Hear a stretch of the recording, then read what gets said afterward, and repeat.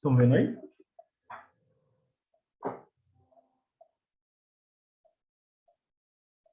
Tá. Então é isso, eu acho que a gente passou muito rápido aqui algumas questões que são bem importantes, tá? Olha só o que ele diz no primeiro parágrafo dessa lição. Vamos tornar a roçar pelos dados daquilo que se chama confusamente de cibernética. Todo mundo aqui já está advertido, né? Que é um dos ramos que ele está dialogando durante esse seminário. Talvez o principal, até mais do que a linguística e do que a antropologia, é a cibernética que o Lacan está discutindo aqui, né? Essa disciplina. Que não deixa, no entanto, de ser algo que nos interessa no mais alto grau no que diz respeito a esse negocinho que já estamos levando adiante há 2 seminários. Ou seja, seminário 2 seminários atrás, anteriores, ele já estava tratando disso. Disso o quê? Essa pergunta. O que é o sujeito? Então, essa questão aqui que ele está dizendo que está trabalhando há 2 seminários. E mais, né? Ele diz aqui, ora, está-nos parecendo cada vez mais claramente que o sujeito que fala está para além do ego. Bom, isso é uma discussão gigante, né?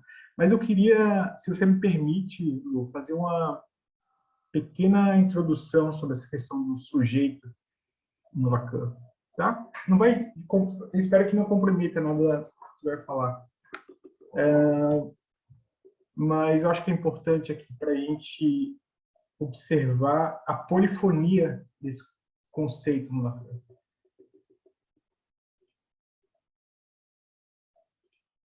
Eu peguei só uma passagem, só para vocês notarem um negócio bem doido. Às vezes vocês vão encontrar uma um único parágrafo, mais de uma definição de sujeito no Lacan. E se vocês não tiverem um sistema de diferenciação ou perceberem as nuances do conceito, isso aqui vai passar indiferente para vocês. Isso não... Bom, essa passagem que eu escolhi aqui é do cenário 11, mas em vários momentos também isso se apresenta. E lá ele vai falar o seguinte, no cenário 11. Em meu relatório de Roma, discurso de Roma, né, 53, procedi a uma nova aliança com o sentido da descoberta freudiana. Ó. O inconsciente é a soma dos efeitos da fala sobre o sujeito, primeira definição de sujeito, que aqui é a definição moderna de sujeito. Sujeito que é agente da ação, vamos dizer assim. Mais para frente eu comento um pouco melhor sobre isso. Nesse nível em que o sujeito, aqui já é uma outra definição do sujeito, a definição antiga, que se constitui pelos efeitos do significante. Isso marca bem que o termo sujeito, a definição antiga que ele está utilizando aqui é o hipokeimenon, que inclusive se relaciona com isso que aí está falando do Aristóteles. E só o hipokeimenon, vamos dizer assim, é o suporte que recebe os predicados. Vamos dizer assim, a substância, o suporte que recebe os predicados. Por exemplo, o celular é azul. Celular é o suporte material, mas tem para Aristóteles a ideia de essência, de substância, que recebe um predicado, no caso, azul. Então, a ideia de o sujeito antigo, o hipokeimenon, é um agente passivo, ele só recebe os predicados. Não tem nada de agência, de atividade. Entende?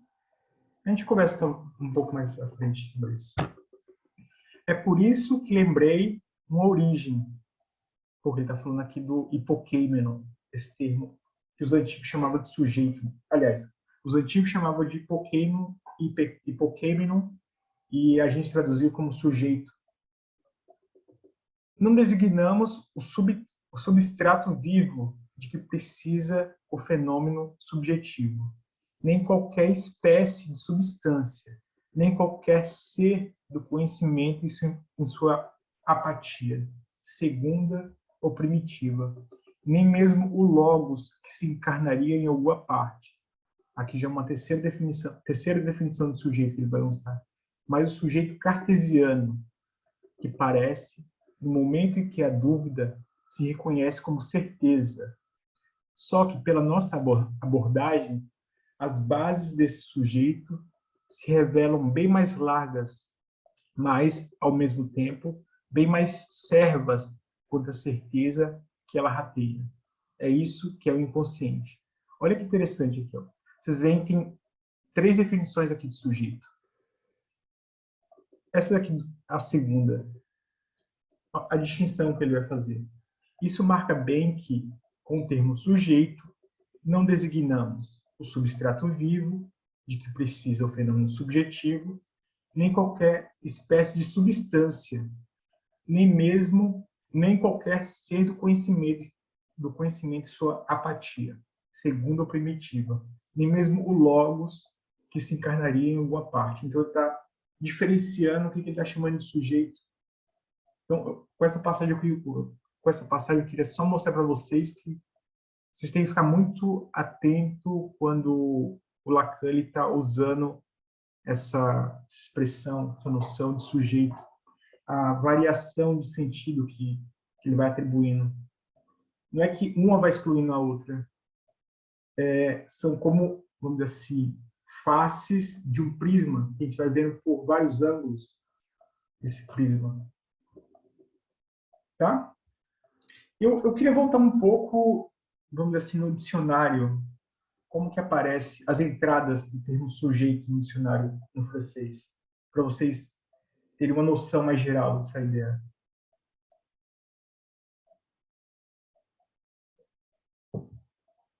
Tá.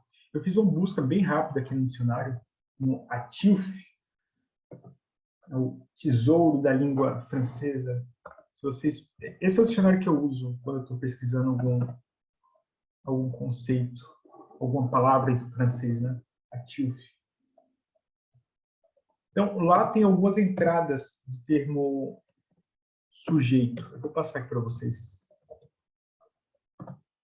Então, isso aqui vai servir mais ou menos de introdução ao que a Lu vai tratar com a gente no outro encontro.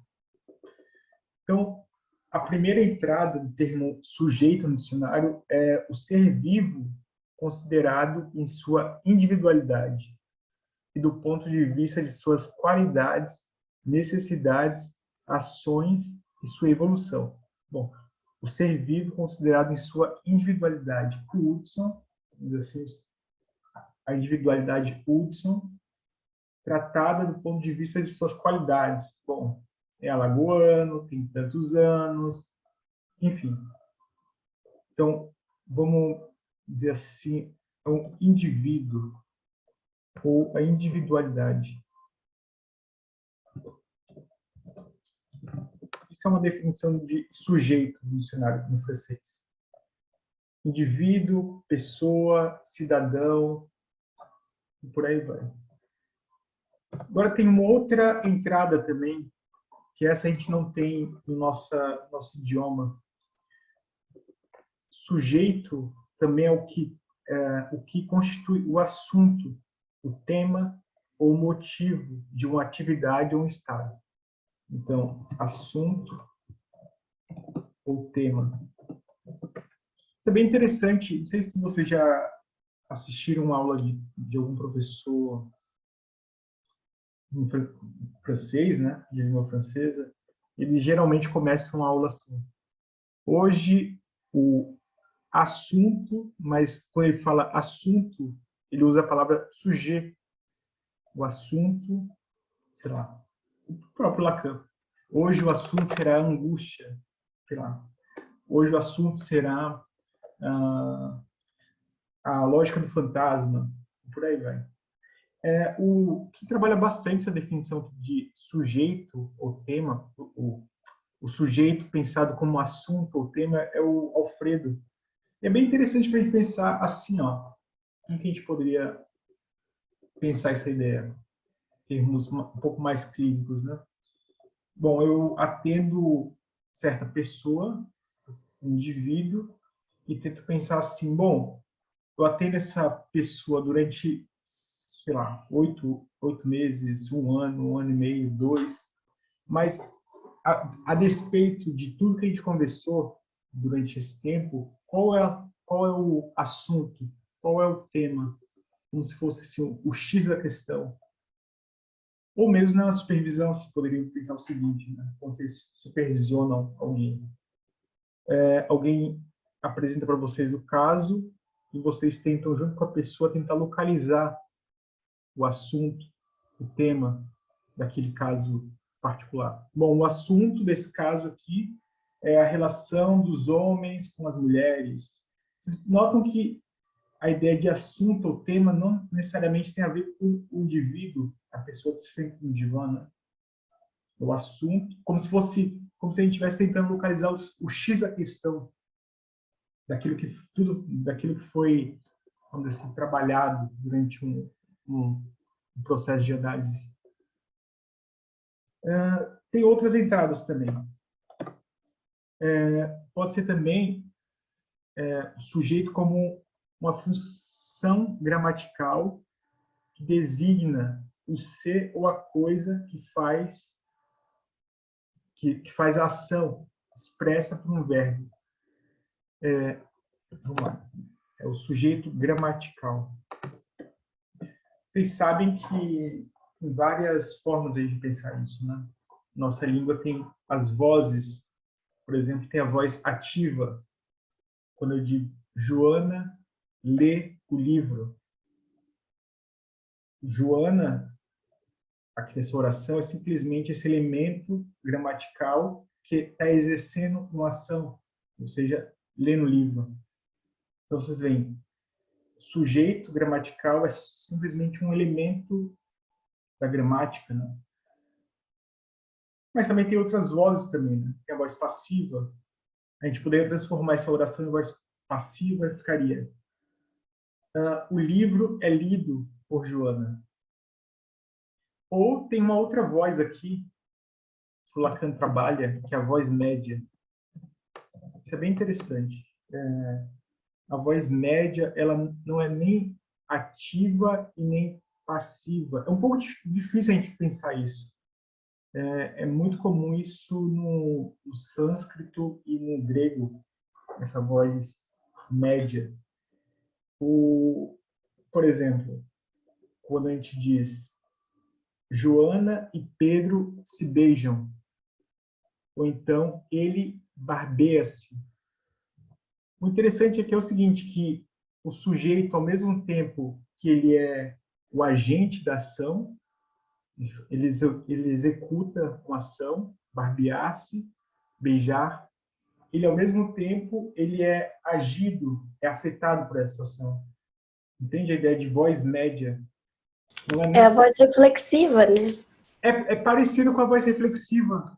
Tem umas diferenças, tá? Teria que dar uma pesquisada melhor. Mas é isso aí mesmo, Luiz. É parecido com a voz reflexiva que a gente tem. O Lacan trabalha muito essa ideia de voz média no seminário 14, A Lógica do Fantasma, né? Mais exatamente no...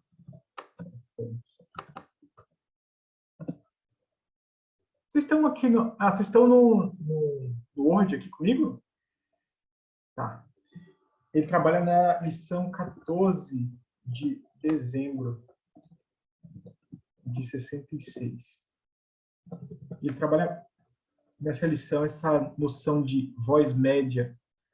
E ele faz isso a partir de um texto do Banveniches, publicado em português, que se chama Ativo e Média no Verbo. Valeria dar uma olhada, não só nesse artigo do Banveniches, mas também vocês encontram fácil na internet, se vocês procurarem voz média, vai ter bastante artigos falando sobre isso. Isso em português, né? Mas tá, tem outras entradas que aparecem também no dicionário. Também aparece na lógica, que é o suporte para o predicado. que é o hipoquímico, né? Lógica. Então, o exemplo que eu dei para vocês é o celular, sei lá, o livro vermelho, o, o, o suporte lógico que recebe, no caso o livro, um predicado, seria o vermelho, né? A vermelhidade, sei lá. Então, a ideia do sujeito, em termos lógicos, é simplesmente esse agente passivo que recebe os predicados. Tá? Agora, tem uma outra definição, a última, que eu vou citar para vocês, em termos sujeito no dicionário. É aquilo ou aquele que está submetido à autoridade do soberano. Que em português a gente seria o súdito, ou o súdito, vamos dizer assim, súdito do rei, né? Ou submetido, submisso. Para eu lembrar dessa, outra, eu sempre lembro de assujeitado, sabe? Para Assujeitado. fazer o coisa com sujeito. Isso, olha aqui, ó, o hipokeimenon, aqui, que é essa definição aqui, a definição lógica do dicionário, é muito parecida com a do hipokeimenon, que os gregos utilizavam, né? O termo sujeito. O hipokeimenon também a gente poderia traduzir como subjacente. Assim? Subjacente. Subjacente. Ou aquilo que está embaixo, assim, o suporte, né, de algo. No caso, o exemplo que eu dei para vocês, o suporte do vermelho livro como o suporte do vermelho. Ou qual foi a definição? Qual foi a palavra que você usou, Fê? Assujeitado. Assujeitado. O que é interessante aqui, né? Vocês veem que tem uma certa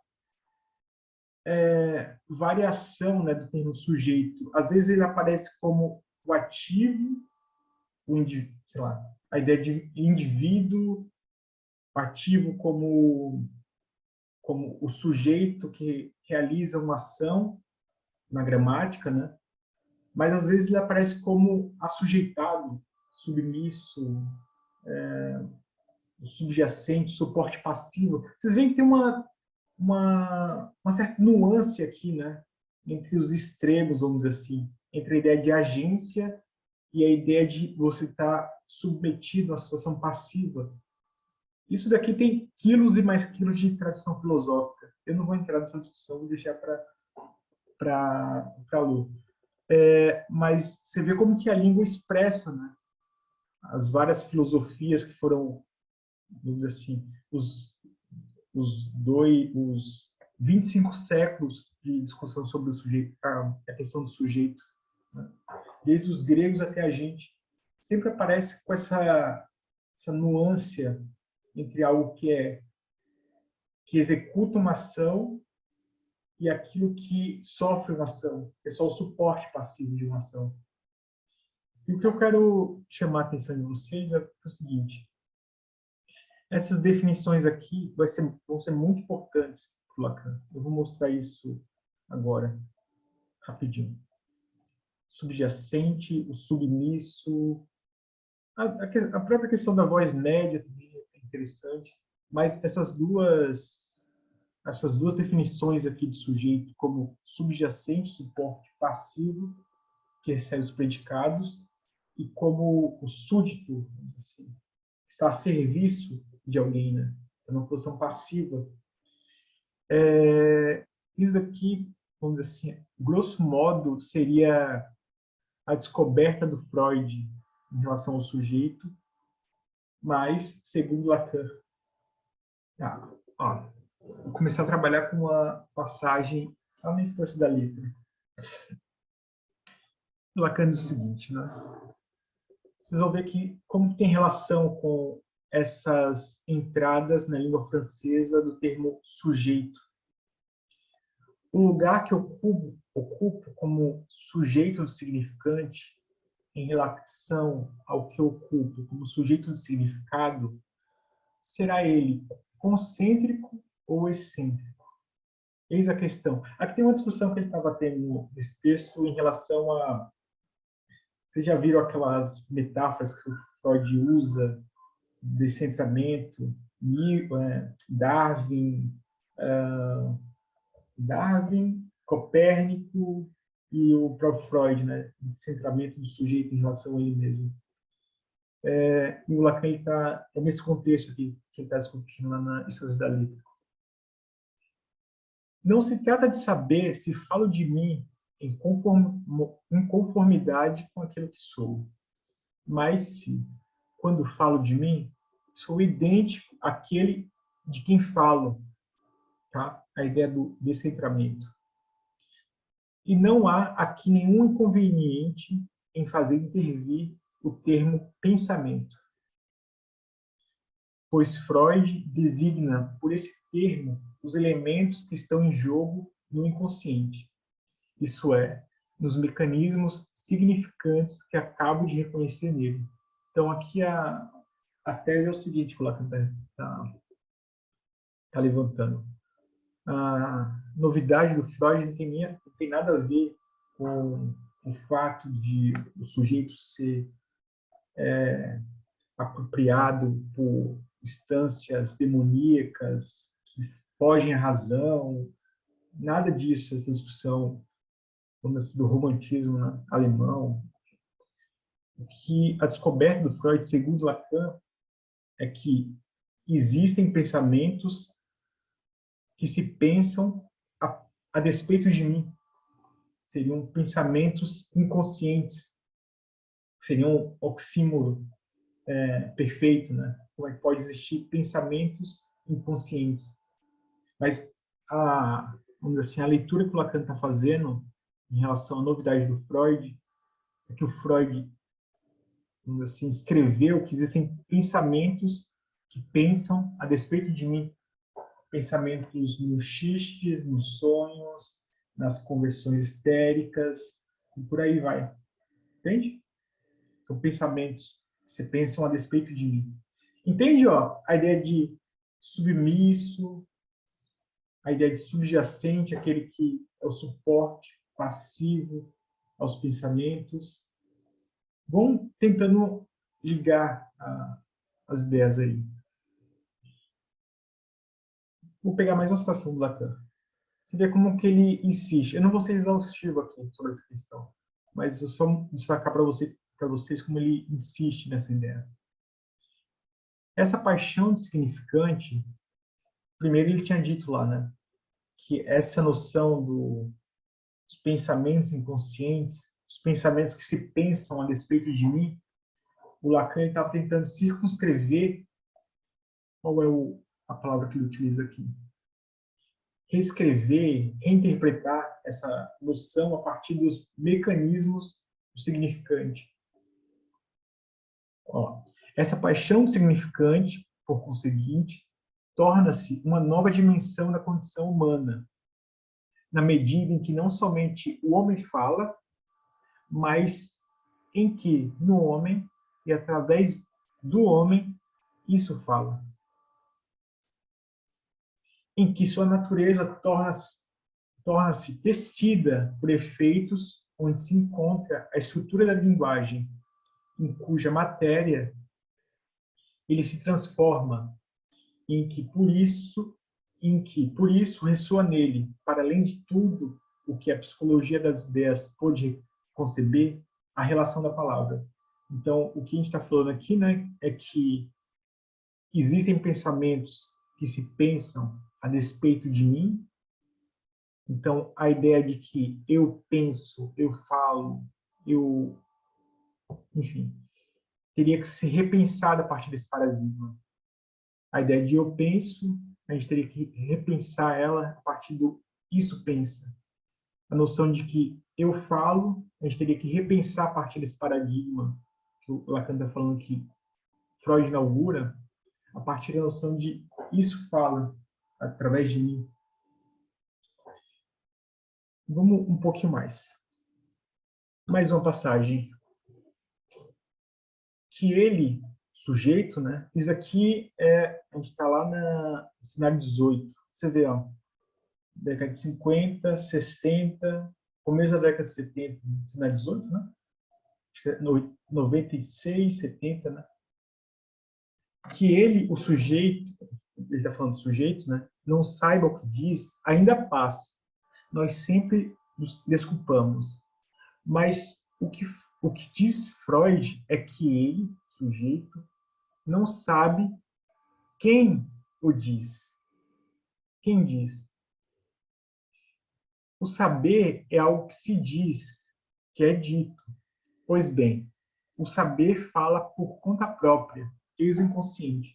Então, há pouco a gente estava falando, né, que os inconscientes são pensamentos que se pensam a despeito de mim, da minha intencionalidade, por qualquer coisa que valha. Seria um saber acéfalo que independe da intencionalidade ou da agência do indivíduo. Tá?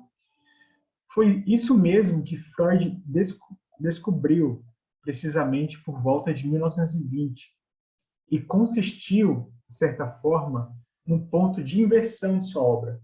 Vocês entendem aqui a ideia de inversão, né? O Freud estava indo por uma direção até 1920. Depois de 1920, ele inverteu a direção que ele estava caminhando. Bom, além do princípio do prazer, o que mais ele está discutindo aqui nesse período, o Freud, né? Um tema também para Fê, né? Foi quando depois de ter soletrado o inconsciente, que eu desafio que possam dizer que isso seja outra coisa, ele observou o seguinte, que é um saber perfeitamente articulado, no qual, rigorosamente, nenhum sujeito é responsável. Então, toda a ideia da filosofia moderna, que vamos dizer assim, a gente poderia dizer que Descartes inaugura, mas Descartes já sendo lido por Kant, Hegel, a ideia do sujeito como agente, penso, logo existo. O que o Freud fez foi virar essa tradição ao avesso, que existem pensamentos que se pensam a despeito de mim. Entende? Isso aqui é a descoberta do Freud pela Platão. Mas eu colocaria uma reticência. Não sei, vamos fazer uma pausa aqui, eu vou colocar uma reticência nisso aqui que o Lacan está dizendo. Tá, então o Lacan está falando aqui para a gente que, de alguma forma, a novidade do Freud foi ter alargado ou revisto esse projeto da razão ocidental, né? A ideia de que existe um sujeito que é agente, e isso não tem 400 séculos, pessoal. É algo novo, é fresco ainda na história do sujeito. 4, 5 séculos. Que, de alguma forma, Freud virou esse projeto de cabeça para baixo, então, pelo menos, alargou ele, né? Com a ideia de que isso pensa, isso fala a respeito de mim próprio. Mas eu colocaria uma reticências aqui. Eu não sei se não estou certo hoje se o Freud foi tão inovador assim. Vou começar a passar algumas passagens, alguns autores, né, de referência para a gente pensar isso. Um que me parece importante é o Rousseau. Um texto que se chama... Isso aqui tem vários lugares no Rousseau, mas um que é fundamental, que eu sugiro que vocês leiam, é esse daqui. Os Devaneios do Caminhante Solitário. É bem interessante, é um livro bem pequenininho. Que a ideia é mais ou menos o seguinte, eu acho que é o último livro do Rousseau que ele escreveu. Ele estava completamente paranoico, achando que todo mundo estava querendo o mal dele, e ele vai procurar refúgio no bosque, num lugar distante, no campo. E ele faz... Esse livro na verdade, uma espécie de diário, né? Ele vai caminhando e vai anotando algumas ideias. E é sempre começa assim, né? Em determinada época, aconteceu isso comigo? Eu vou começar a meditar para tentar reconstruir vamos dizer assim, uma teia lógica dos acontecimentos de como que eu cheguei a pensar isso que eu pensei naquele momento. Mais ou menos o seguinte, mais ou menos isso. E a ideia é o seguinte, para mim, reconstruir essa cadeia de eventos que naquela época me fez pensar daquela forma sobre aquele acontecimento, eu tenho que falar de forma espontânea, sem, vamos dizer assim, de forma livre, antes que a razão se intrometa no meio do argumento. Uma espécie de, vamos dizer assim, associação livre, né? Ele vai andando e vai pensando, bom, por que naquela época que aconteceu aquele evento comigo, eu cheguei a pensar daquela forma? Ele começa a pensar, bom, aconteceu isso, mas naquele momento tinha esse fator, talvez eu cheguei a pensar sobre isso por conta dessa rede, dessas ideias. Toda a ideia é o seguinte do Rousseau, de que sempre quando eu falo de forma espontânea, surge um eu que não sou eu mesmo. Algo mais ou menos assim. Mereceria vocês darem uma olhada nas meditações dele. É uma espécie de, vamos dizer assim, quase precursor da ideia de associação livre. Mas também tem outro filósofo que talvez é um pouco mais claro até do que o Rousseau, ou pelo menos o modo como eu transmiti para vocês o Rousseau. O Nietzsche.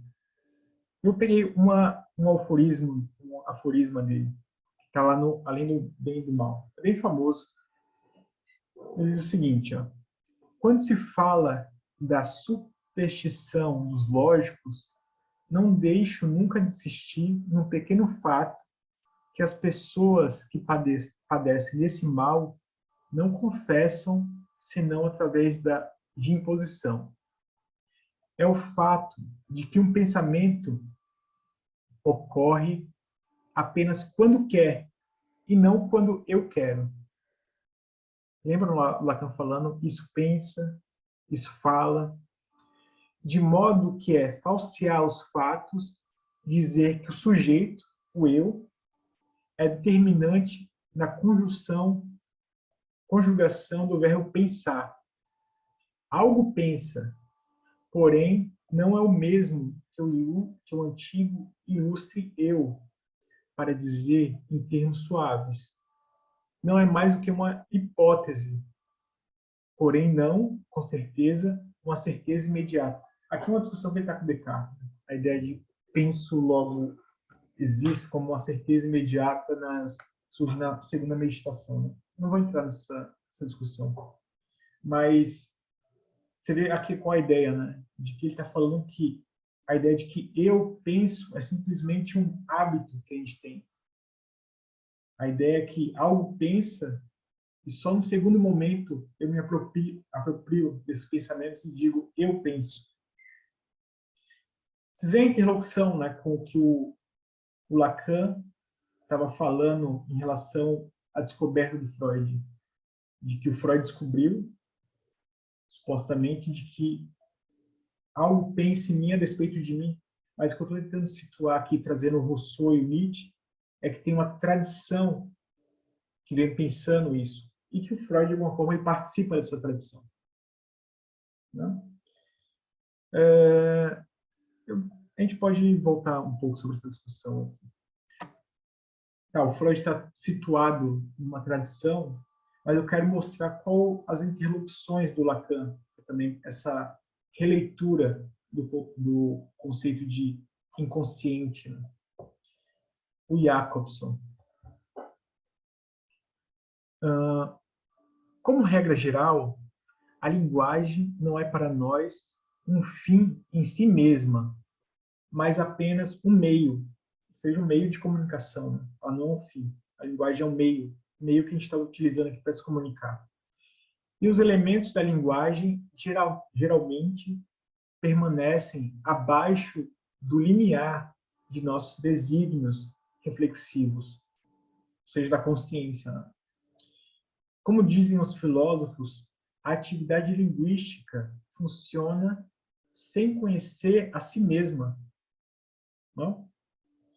E mesmo que um sujeito sem formação específica seja capaz de extrair certas unidades funcionais da língua, principalmente fonemas ou categorias gramaticais, ele não está em condições de desvendar as leis de suas relações, ou seja, o sistema de categorias ou o sistema de fonemas, o sistema de categorias ou o sistema de fonemas. Então, vocês veem que a ideia aqui é o seguinte, né? Sempre quando eu falo, existe um sistema, uma série de leis, de relações que estão funcionando na língua, que são as relações entre os fonemas, e que essas relações, essas leis, funcionam a despeito de mim mesmo. Entende? A ideia de que sempre que a gente fala, se utiliza desse meio, que é a linguagem, tem uma série de leis lógicas que estão funcionando. É a partir disso aqui, o Jacobson é um dos autores, né, que o Lacan está relendo o conceito de inconsciente, tá? Na psicanálise. Mas tem um outro também, que é o Levi-Strauss. E essa citação aqui é bem importante depois, de repente, para a gente trocar uma ideia sobre o mito individual neurótico. Olha como o Levi-Strauss pensa os mitos. Ele diz o seguinte: ó, a análise mítica não tem, nem pode ter por objeto mostrar como os homens pensam. Não pretendemos, portanto, mostrar como os homens pensam nos mitos, mas como os mitos se pensam nos homens e a sua revelia. Quase a mesma coisa que a gente estava falando antes. Né? E como sugerimos, talvez convenha ir ainda mais longe, abstraindo todo sujeito para considerar que, de um certo modo, os mitos se pensam entre si. Os mitos se pensam a despeito dos homens que pensam o mito, que formulam o mito, que anunciam os mitos. Vocês veem como que aqui serve de... Esses autores estão servindo de anteparo, ou assim, dando um referencial para o Freud, para o Lacan repensar o conceito de inconsciente para o Freud. Não tem mais nada a ver com a série das representações recalcadas. É uma outra definição que tem uma relação muito estreita com o modo como o próprio Lacan está relendo a novidade do Freud. A ideia de que há pensamentos que se pensam a respeito de mim. A última passagem aqui, ó, do Agamben, um autor que é contemporâneo para nosso, né? Enquanto a ciência clássica de Descartes até o século XIX colocava o logos, isto é, o mediador entre Homo sapiens e o Homo locus, o homem da linguagem, em um eu, em uma consciência que não era mais do que o sujeito da linguagem, hoje em dia a ciência não tem mais necessidade de sujeito e prefere situar o logos no inconsciente. Você percebe que ele está falando do Lacan aqui? Em um saber oculto, ou melhor, que não se sabe. O inconsciente é um saber insabido. Permanece, contudo, o fato de que esse inconsciente, não importa como seja caracterizado, é um logos em seu aspecto lógico da linguagem, no caso da fonologia e do inconsciente levi-straussiano.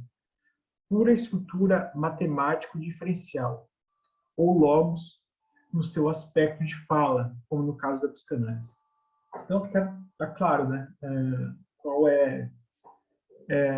vamos dizer assim, o modo de acesso ou de leitura que o Lacan, não só o Lacan, mas outros autores, o o Jacobson, o Levi-Strauss estão redefinindo o conceito de inconsciente.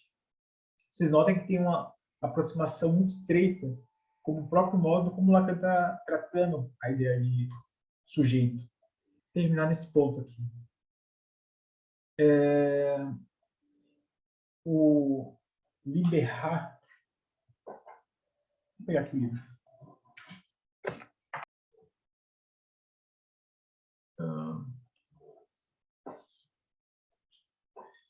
Esse livro aqui, Arqueologia do Sujeito. Ele faz uma... São 4 livros, se eu não me engano, só está traduzido esse aqui em português. Ele faz um trabalho sobre o sujeito. E tem uma definição aqui que é bem interessante. Ele trabalha essa ideia de uma como é que eu posso dizer? Uma bifurcação na tradição conceitual da noção do sujeito. Uma que ele chama de sujeito exaltado, exaltação do sujeito da denunciação, sujeito do pensamento, sujeito que fala, e uma outra que é o sujeito o sujeito humilhado, o ego humilhado, que ele diz.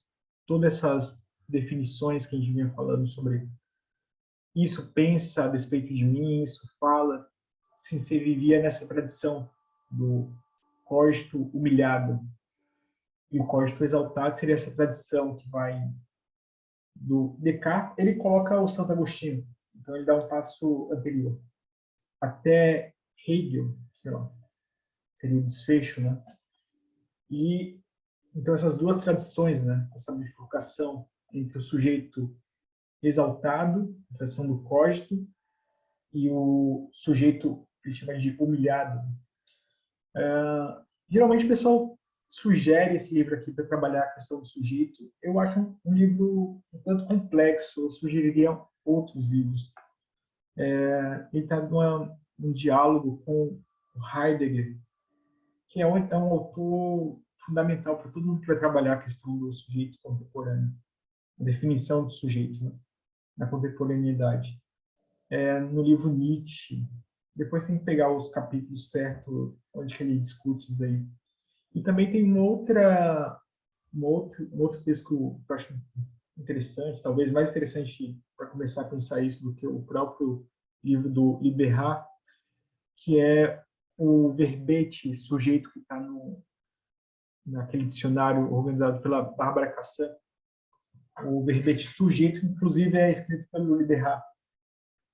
Tem uma síntese ali, eu acho que mais claro para entender essa discussão. Então, deixa eu voltar aqui.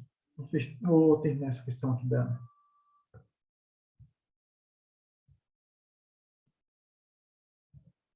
do sujeito. Então, ele trabalha com essa bifurcação, né? Duas doutrinas do sujeito. A doutrina do cogito exaltado, sujeito como agente do pensamento, agente da ação, agente da fala. Talvez a gente pudesse resumir, né, o enunciado do Descartes: penso, logo existo, né? Eu vou colocar uma reticência aqui, tá, pessoal? É muito mais complexo a leitura que o Descartes faz, a ideia desse enunciado do Descartes não é simplesmente uma introspecção psicológica, não é bem isso, tá? Mas só para a gente começar a distinguir as ideias, né? Tá, em relação a essa doutrina, ele coloca uma outra doutrina, que é a do cogito humilhado. Todos esses enunciados, isso pensa, isso fala, a gente estaria pensando nessa doutrina, que vai, sei lá, pelo menos do Rousseau até Freud lido pelo Lacan. E olha como se encaixa perfeitamente vamos dizer assim, numa oposição que o Lacan faz em relação ao cogito lá na essência da letra, ao Descartes. Então, o Descartes ele anuncia penso, logo sou, logo existo, né? E para o Lacan, ou pelo menos para o Freud lido pelo Lacan, seria penso onde não sou eu que penso. Logo, sou onde eu não penso. A ideia toda aí está na partícula, no eu. Tá?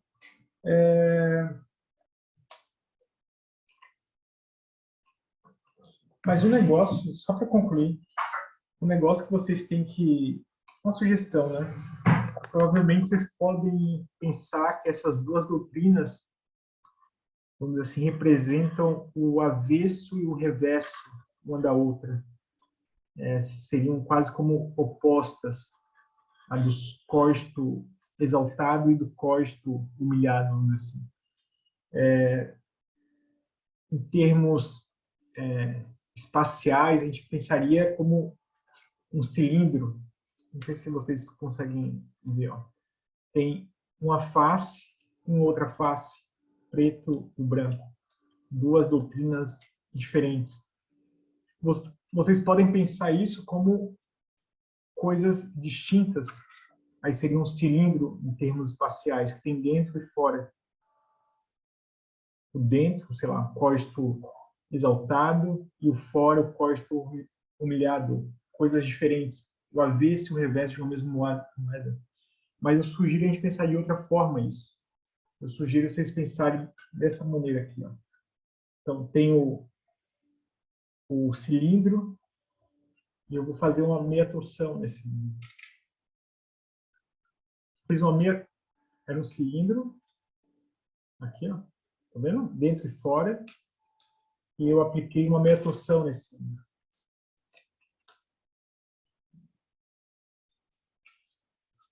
Vamos aí. Assim.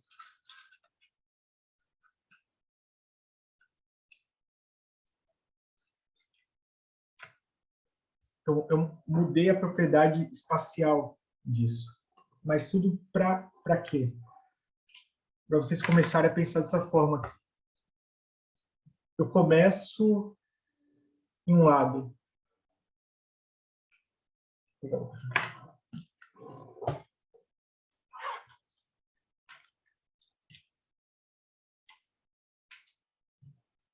Ó, comecei de um lado. Eu vou percorrer toda a superfície do cilindro, do que era um cilindro antes, né? Antes da mudança espacial. Opa.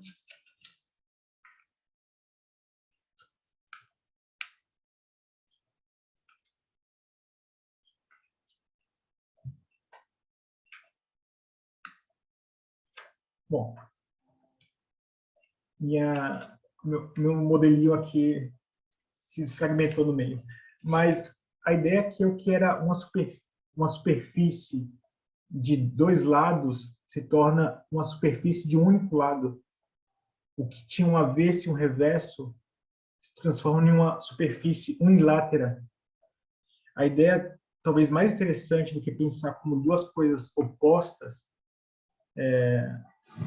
como o sujeito exaltado, cógito exaltado e cógito humilhado, como duas coisas diferentes, o mais interessante seja a gente pensar, principalmente quando a gente pensa o que seria associação livre, e que esses dois elementos eles estão em continuidade como a superfície de uma única face. É por isso que eu percorro toda assim, a superfície espacial e volto no mesmo lugar. Entende? Ao invés de vocês pensarem inconsciente, consciente, sujeito, cógito exaltado e cógito humilhado, como duas coisas opostas, como o avesso e o reverso, eu sugiro vocês começarem a pensar como uma única superfície, a ideia de superfície, com uma única face. Tá? Isso em termos de escuta muda completamente. Nós estamos ficando paciente.